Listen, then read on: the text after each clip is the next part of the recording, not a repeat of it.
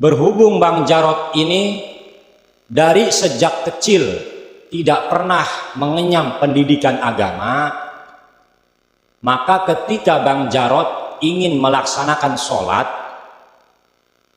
dia tidak bisa tata cara atau praktek-praktek sholat. Bahkan sampai baca Fatihah pun dia tidak mampu. Artinya tidak bisa membaca Al-Fatihah. Kemudian yang jadi pertanyaan, bagaimana sholat Mang Jarod ketika Mang Jarod sholat tidak membaca surat Al-Fatihah, sedangkan telah kita ketahui bersama bahwa membaca Al-Fatihah itu termasuk rukun daripada sholat. A'udzu billahi minasyaitonir rajim. Bismillahirrahmanirrahim.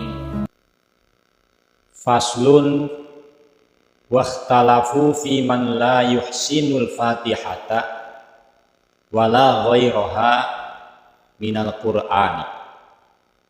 Faqala Abu Hanifata wa Malikun yaqumu biqadril fatihati wa qala Syafi'i yusabbihu qadraha.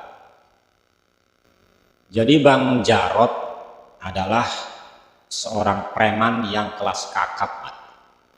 Keseharian Bang Jarod disibukkan dengan mabuk-mabukan, berjudi, dan berbagai macam kemaksiatan.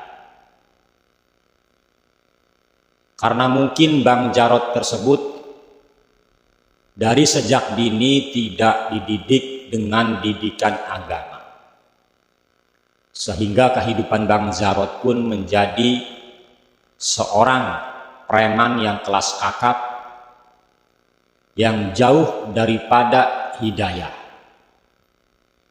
jauh daripada melaksanakan ketaatan, yang ada malah sering melakukan kemaksiatan. Nah, pada suatu ketika Bang Jarod bertemu dengan Mang Amik, yang saat itu Mang Amik dalam perjalanan pulang dari pesantren, yang mana Mang Amik itu adalah seorang santri yang kupluk, berpakaian yang sangat lusuh, memakai peci yang sudah agak merah. Di tengah perjalanan, Mang Amik bertemu dengan Bang Jarod. Akhirnya pada saat itu terjadilah diskusi atau obrolan antara Bang Jarod dengan Mang Amik.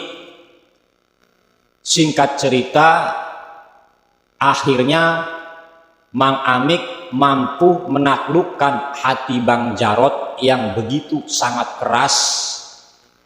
Dan pada saat itu juga Bang Jarod mengikrarkan atau berjanji sama Mang Amik bahwa dia ingin bertaubat. Berhubung Bang Jarod ini dari sejak kecil tidak pernah mengenyam pendidikan agama, maka ketika Bang Jarod ingin melaksanakan sholat, dia tidak bisa tata cara atau praktek-praktek sholat. Bahkan sampai baca Fatihah pun dia tidak mampu. Artinya tidak bisa membaca Al-Fatihah. Bukan hanya sebatas Al-Fatihah saja, melainkan surat-surat pendek yang lainnya pun Bang Jarod tidak hafal, artinya tidak bisa. Kemudian yang jadi pertanyaan, bagaimana sholat Mang Jarod ketika Mang Jarod sholat tidak membaca surat Al-Fatihah, sedangkan telah kita ketahui bersama bahwa membaca Al-Fatihah itu termasuk rukun daripada sholat. Wakhtalafu fi man la yuhsinul fatihata wala ghairaha minal qur'ani. Faqala Abu Hanifata wa Malikun yaqumu biqadril fatihati. Jadi seseorang yang tidak mampu untuk membaca surat Al-Fatihah, atau surat-surat pendek yang lainnya, menurut Imam Abu Hanifah dan Imam Malik, bahwa orang tersebut cukup berdiri dengan ukuran lama membaca Al-Fatihah. Wa qala Syafi'i yusabbihu qadruha. Tapi menurut Imam Syafi'i, bahwa seseorang yang tidak mampu untuk membaca surat Al-Fatihah pada saat sholat dan tidak mampu untuk membaca surat-surat pendek yang lainnya, yusabbihu qadruha, maka membaca tasbih sebanyak sesuai dengan lamanya membaca Al-Fatihah.